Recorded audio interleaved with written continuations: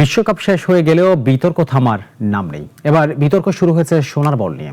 চলতি বিশ্বকাপে 8টি গোলের সঙ্গে অ্যাসিস্ট সংখ্যাও 4টি। তাই ফাইনালে স্পেনের কাছে আর্জেন্টিনা হারের পরেও অনেকে ভেবেছিলেন সোনার বল জিতবেন মেসি, কিন্তু তার বদলে স্পেনের বিশ্বকাপ জয়ী অধিনায়ক রদ্রিকে দেওয়া হয়েছে সেই পুরস্কার।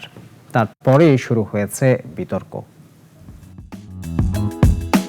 ৩৯ বছর বয়সেও এই আর্জেন্টিনা দলকে চালিয়েছেন মেসি। ম্যাচের পর ম্যাচ দলকে জিতিয়েছেন 8 গোলের সঙ্গে এবারের বিশ্বকাপে অ্যাসিস্ট সংখ্যা 4। তাই অনেকে ধরেছিলেন গোল্ডেন বলটা জিতবেন এই তারকাই।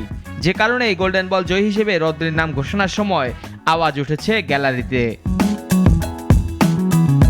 অবশ্য শুধু গ্যালারি নয়, মেসির গোল্ডেন বল জেতা উচিত ছিল এমন বিশ্বাসীদের তালিকায় রয়েছেন সাবেক 2 তারকা ফুটবলার জালাতান ইব্রাহিমোভিচ ও আনহেল ডি মারিয়া।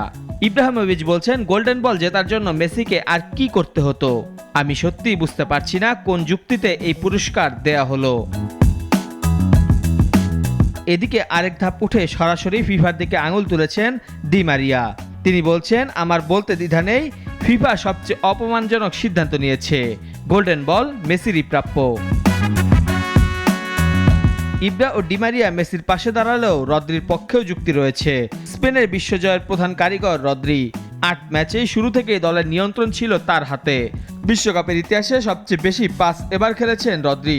যেমন রক্ষণে সাহায্য করেছেন, তেমনি তার পায়ে তৈরি হয়েছে আক্রমণ। রদ্রি গোল করেননি, অ্যাসিস্টের সংখ্যাও 0। এমনকি ফাইনালে স্পেনের জয়সূচক গোলটা পেয়েছে রদ্রি উঠে যাওয়ার পরেই, কিন্তু তাতে রদ্রির কৃতিত্ব একটুও কমে না।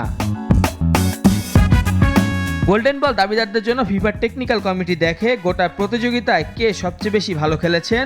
সেই কারণে 2002 সালে জার্মানির রানার্স আপ হওয়ার পরেও তাদের গোলরক্ষক অলিভার কান গোল্ডেন বল জিতেছিলেন, আর 2006 সালে জিতেছিলেন ইতালির অধিনায়ক কানাভারো।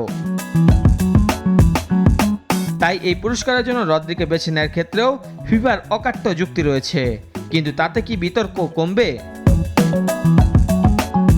মেহেদী হাসান মুন্না, নাগরিক।